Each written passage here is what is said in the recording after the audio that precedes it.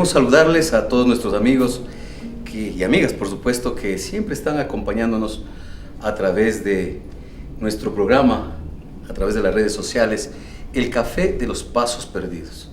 Muchos pueden preguntarse qué significa el Café de los Pasos Perdidos.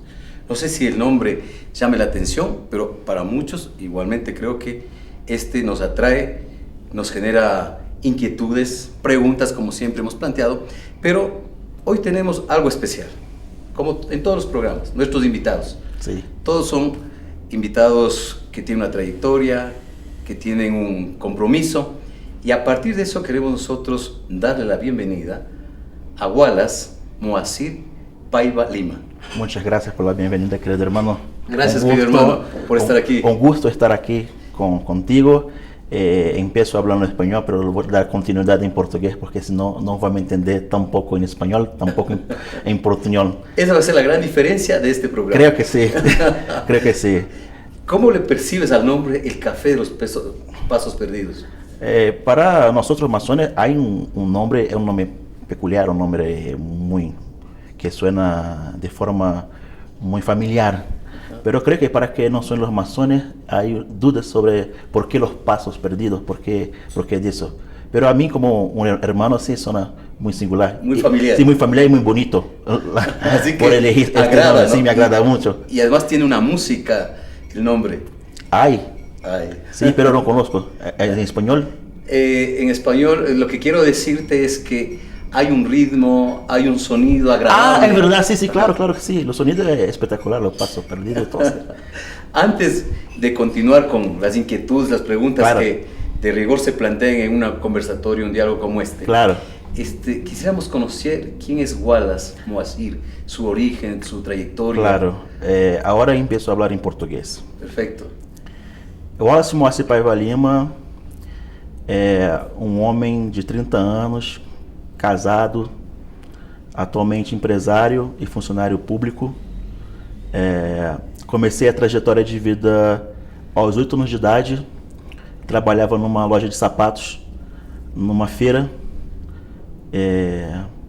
Fui estudando, aprendi a falar outros idiomas, aprendi a falar francês. Fiz um concurso quando muito jovem. Fui à França fazer um intercâmbio. Voltei ao Brasil. Passei para uma escola militar, me formei como oficial do Exército de material bélico. Posteriormente, quando saí do Exército, entrei na área de contas públicas e na parte de auditoria. E hoje é o que me dá mais recursos, essa parte de auditoria de contas públicas e no setor contábil do mercado brasileiro e estrangeiro também. Que bem. Ahí está descrito todo el proceso de formación. Todo el proceso de formación, sí. Y ahora me van a preguntar, ¿por qué no dije al inicio cuál es su rol, cuál es la función que tiene Wallace dentro de la masonería, sobre todo desde Río de Janeiro? Claro. ¿Es el gran canciller? Sí. El gran canciller de la Gran Logia. De Grande Oriente de Río. Del Gran Oriente de Río. Sí. Eso es importante. Sí. Ahora voy a hablar de mi maçom. Eso, ya. Bom, Wallace Moacir Paiva Lima maçom. Sou membro do Grande Oriente do Rio de Janeiro, ocupo o cargo de Grande Chanceler, o Grande Canciller dessa instituição. Iniciei na maçonaria aos 20 anos de idade, fui eleito venerável mestre de uma loja aos 26 anos de idade e hoje tento, da melhor forma possível, ajudar a dar continuidade à maçonaria fluminense, à maçonaria brasileira, principalmente nas partes dos relacionamentos exteriores, ajudando a que todo mundo conheça o Rio de Janeiro, que saiba que lá tem maçonaria, tem irmãos fraternos. Então, atualmente, essa é a minha ocupação. Perfecto. En la primera parte hizo referencia a todo su proceso desde la individualidad, sí. Cómo fue desarrollándose, y en la segunda parte también, pero desde el ámbito masónico. Claro. O que acontece, quando eu era muito jovem, eu trabalhava numa sapataria, e numa loja à frente tinha um maçom. Então, quando eu tinha 12 anos de idade, muito jovem, todo mundo falava que aquele senhor era maçom. E eu perguntei a ele, eu quero ser maçom também, porque ele era um tipo muito gente boa, um homem muito íntegro, e eu gostava muito dele. E as pessoas falavam, cuidado que ele é maçom, e tinha toda uma mística sobre a maçonaria.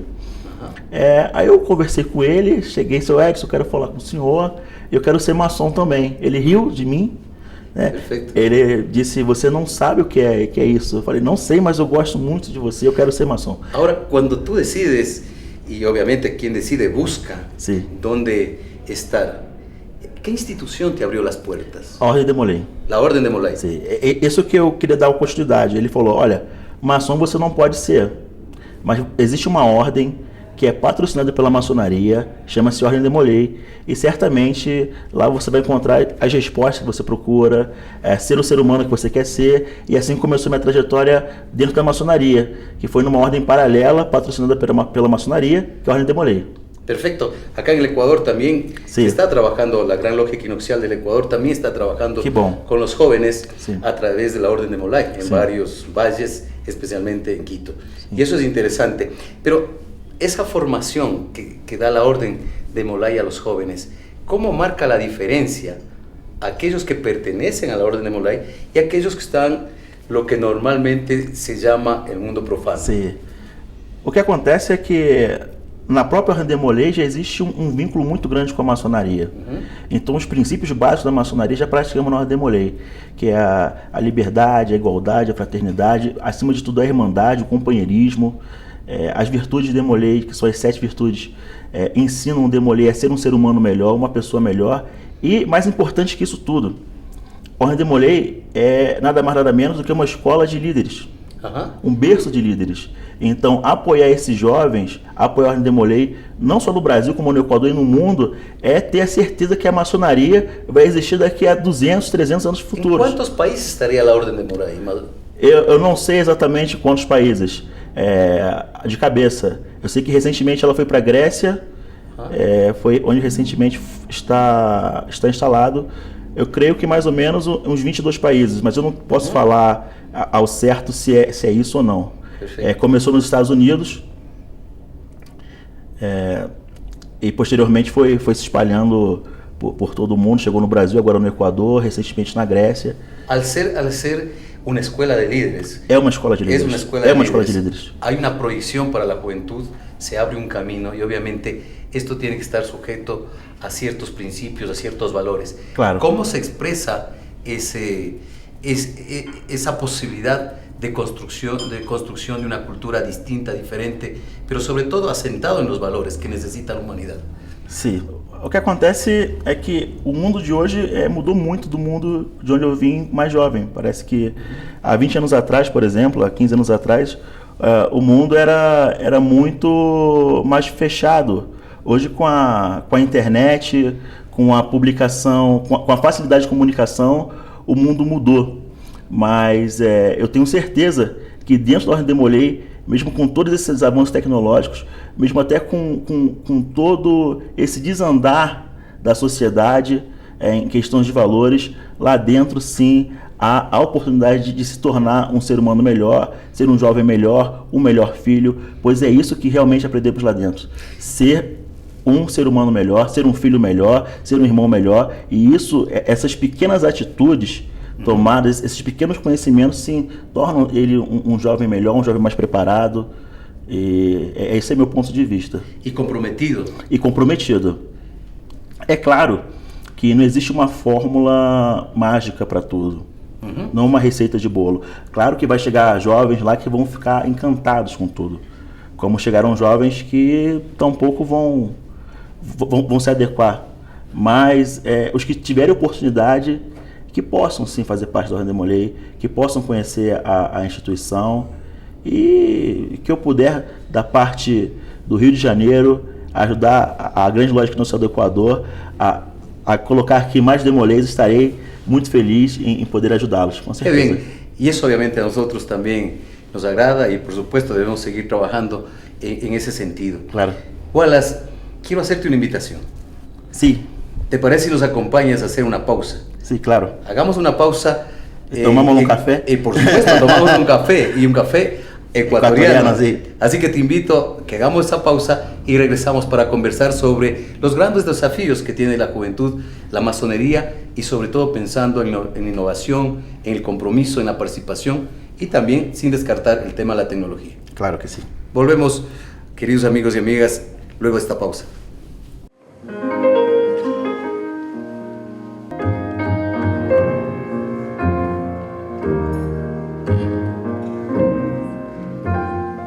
Retornamos luego de esta pausa con nuestro invitado. Queremos seguir conversando con Wallace Moacir Paiva Lima.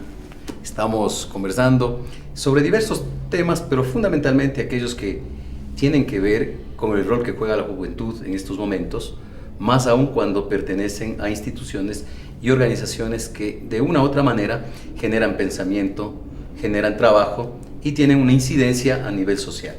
Y por eso en este nuevo segmento vamos a abordar algunos temas, sobre todo aquellos que están relacionados con la juventud en este momento. ¿Cuál es el gran desafío que tiene la juventud que pertenece a estas organizaciones como la Orden de Molay, algunos inclusive que están dentro de la masonería, para continuar un proceso de transformación, de construcción de una sociedad libre, de un hombre libre, con otro tipo de valores que en realidad se practique el tema de la tolerancia, del libre pensamiento e o laicismo fundamentalmente? Claro, claro que sim.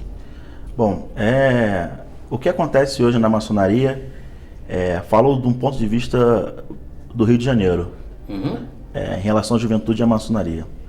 Hoje, até mesmo por dados científicos, dados, um irmão, um grão-mestre da Grande Loja Federal, o irmão Cassiano Teixeira, fez um livro sobre evasão maçônica, por que os maçons, principalmente os jovens da maçonaria, deixam a maçonaria. Acredito que um dos grandes problemas da maçonaria hoje, da maçonaria do Rio de Janeiro, por exemplo, é que a maçonaria é dividida em duas maçonarias. Existe uma maçonaria completamente conservadora, desculpa, tá bem? Conservadora. Existe uma maçonaria um pouco mais liberal, porque teve um outro tipo de instrução.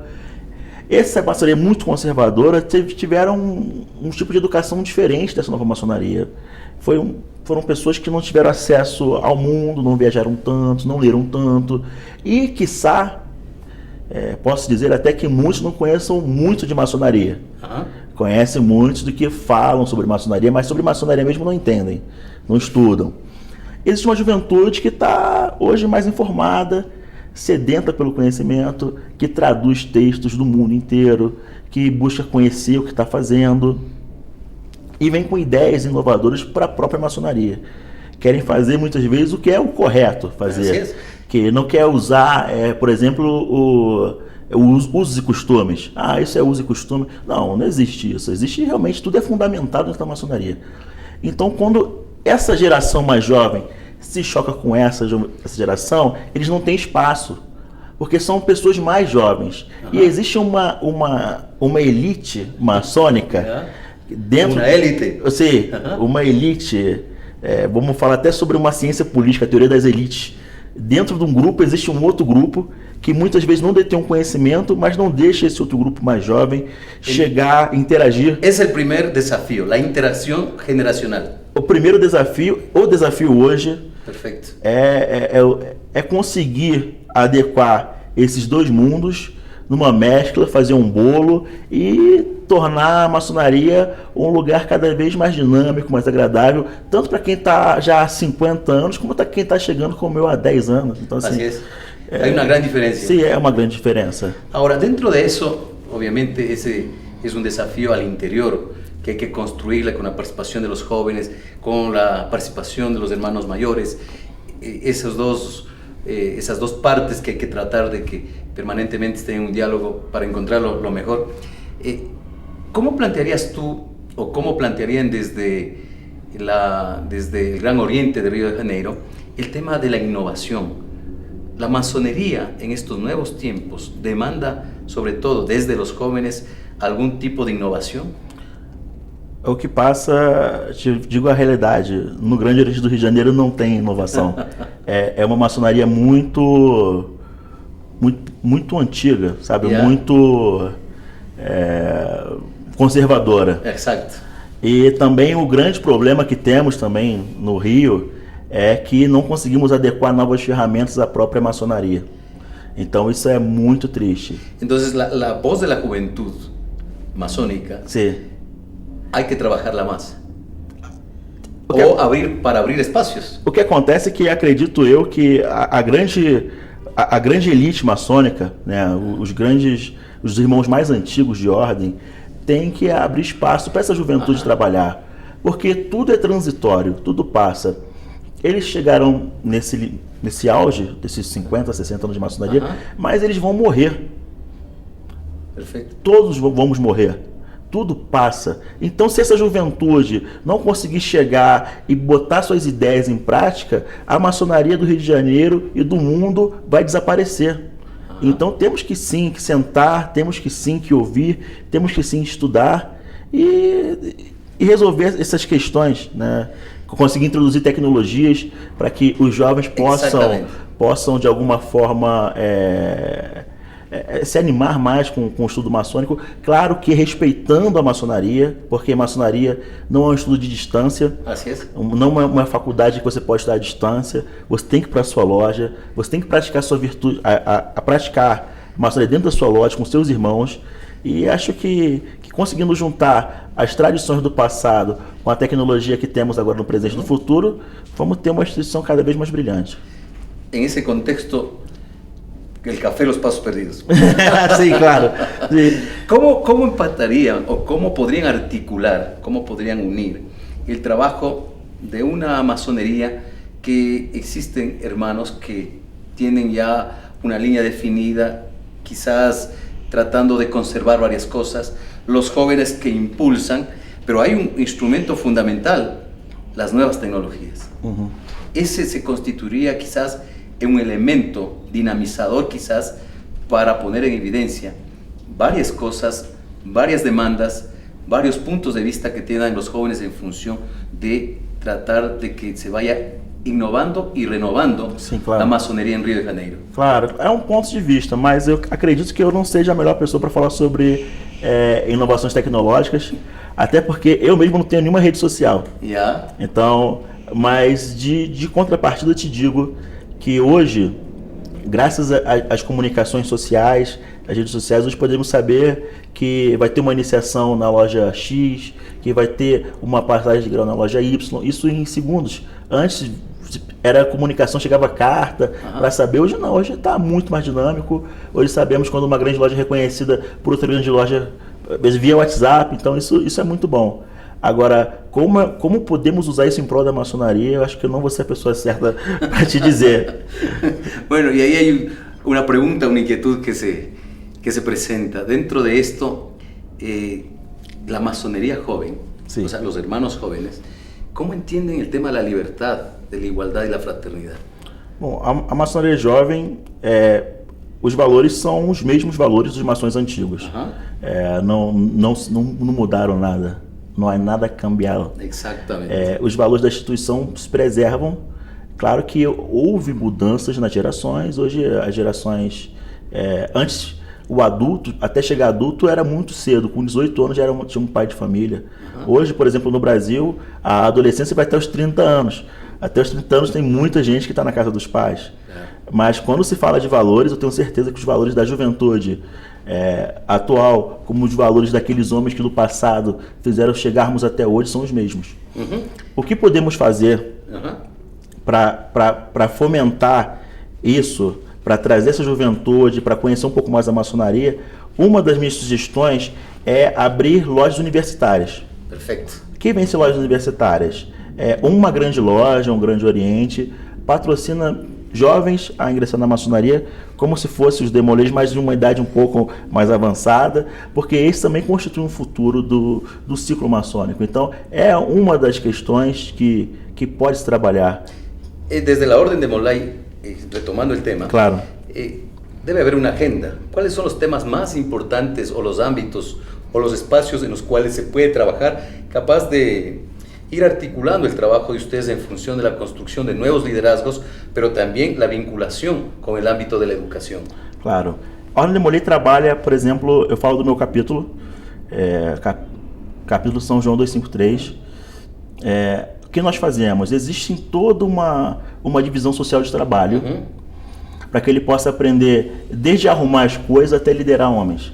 Então, acho que para mim isso já é muito importante. É um conceito que eu tenho, que isso, você precisa fazer tudo. Perfeito. Já é um conceito importante. Como esse jovem se faz a integração social de uma parte positiva? No mínimo 2 vezes por ano, ele tem que fazer filantropia. O que é isso? Ajudar pessoas. Então eles vão ao orfanato, a asilos, veem a dificuldade que existe do ser humano, sai daquela bolha. Às vezes são pais, são maçons de família boa, tem boa condição financeira, mas sai daquele mundo e vê que tem pessoas passando fome, vê que tem pessoas que precisam deles para ajudá-los. Então isso é fundamental. Então, a meu ver, o corpo Demolei, de uma forma, tanto na parte educacional como na parte social, é muito importante para o desenvolvimento intelectual do jovem, para que futuramente ele venha a ser um irmão maçom. Perfecto. El tiempo siempre es nuestro enemigo. Sí. Y más aún cuando tenemos invitados de tu formación, de tu perfil. Obrigado. Así que estamos llegando a la parte final. Sí. Queremos hacerte una última pregunta. ¿Cómo ves el trabajo de la Gran Logia Equinoccial del Ecuador en estos últimos tempos? Sim, a Grande Loja Equinoccial do Equador vem trabalhando juntamente com as grandes lojas da América do Sul de uma forma que possamos ter harmonia e concórdia entre nossos corpos, e eu tenho certeza que esses primeiros 40 anos da Grande Loja Equinoccial do Equador serão de muito êxito, e faço votos que façam mais 40, mais 80, mais 100, mais 1000, porque até em respeito a todos que antecederam o grão-mestre Eduardo Grande Amaya, que vem fazendo um trabalho excepcional no que diz respeito à fraternidade entre os irmãos, principalmente os irmãos vizinhos aqui da Latinoamérica.